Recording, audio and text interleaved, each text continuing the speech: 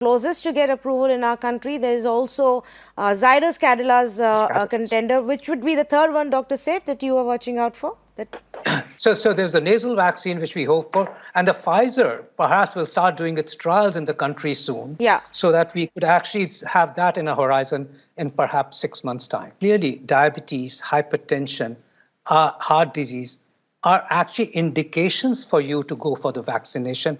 And I think you misunderstood the fact that your patient went to Fortis and because you have a heart condition, you shouldn't have the vaccine. In fact, it becomes the most important thing. The second aspect is blood thinners, and I need to allay that very importantly. There are two forms of blood thinners, and that's what's worried the public when it came on that blood thinners is a contraindication to vaccination. There's the aspirin and clopidogrel, which are tablets which are weak blood thinners, which is put in the same context as a blood thinner. And then there is anticoagulants, which is like warfarin, which is like acetylene, which is like drugs like Eliquis. Those are powerful blood thinners. Aspirin or clopidogrel is not a contraindication. In fact, no blood thinner is a contraindication.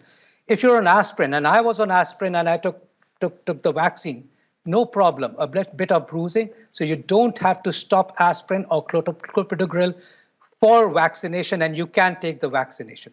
If you're on a powerful blood thinner, for example, for atrial fibrillation or a clot or a lung clot, that you actually take warfarin or acetylene, then speak to your doctor, because there are ways still to take the vaccine.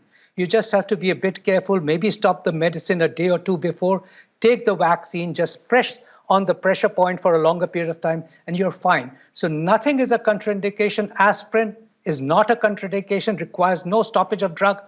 Warfarin and acetylene and others may require stoppage of the drug for a day under supervision of your doctor, but have the vaccination.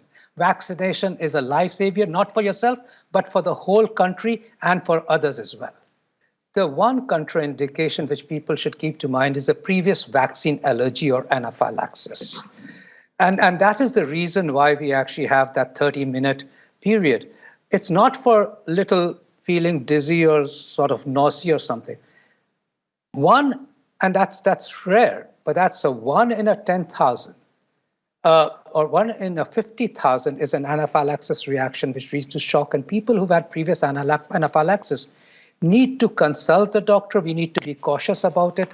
And that is the most important thing that we need to watch out for. So that history is important. It's always taken before vaccination. One contraindication which still exists.